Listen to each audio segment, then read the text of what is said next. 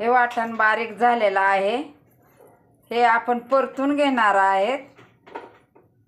आपण करणार आहे माशाचा गावरान झणझणीत रस्सा. खोबरं घेतलेलं आहे, कोथिंबीर घेतलेली आहे, लसूण घेतलेला आहे. ते आपण स्वच्छ धुवून घेणार आहेत. धुवून मिक्सरच्या भांड्यातनं काढून घेणार आहेत. त्याला बारीक वाटून घ्यायचे. त्याचा मसाला बनवणार आहेत.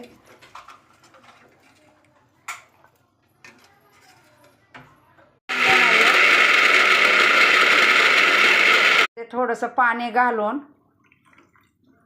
परत मिक्सरला फिरवून घ्यायचं.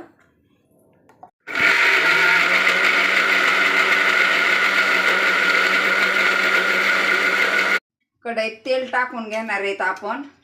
आपल्याला जेवढं पाहिजे तेवढं तेल टाकायचं. कुणाला कमी आवडतं, कुणाला जास्त आवडतं. त्याच्यामध्ये आपण हे बारीक वाटलेलं वाटण टाकणार आहोत.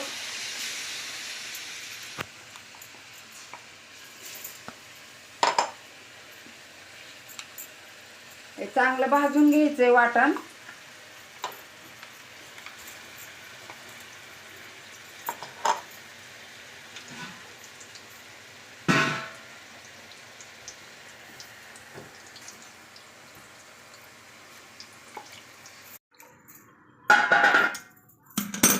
ह्याला एक उकळी मारू द्यायची.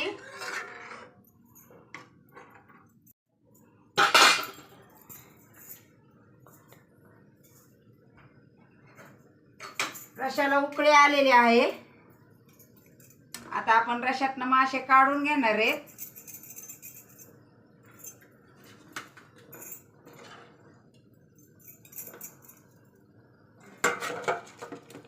हे बघा, असे काढून घ्यायचे आणि ते थंड होऊ द्यायचे आणि त्याचा आपण नंतर फ्राय बनवणार आहात.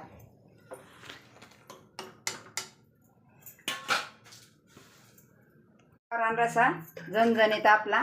आता माशाचा फ्राय करायचा आहे. चटणी अशा हातरून घ्यायची. आम्ही याला इसर म्हणतो, तुम्ही काय म्हणता माहिती नाही. कोण काळा मसाला पण म्हणतं. परत मीठ टाकून घ्यायचं आहे. परत असे मासे हातरून घ्यायचे आहेत. गॅस चालू करा खाली. मासे हातरून झाले. परत वरतून असं थोडं मीठ टाकून घ्यायचं आहे. नंतर हा येसूर थोडासा वरनं टाकून घ्यायचा. आपल्याला कसं पाहिजे तसं घ्यायचं. कुणाला तिखट आवडतं, कुणाला कमी तिखट आवडतं.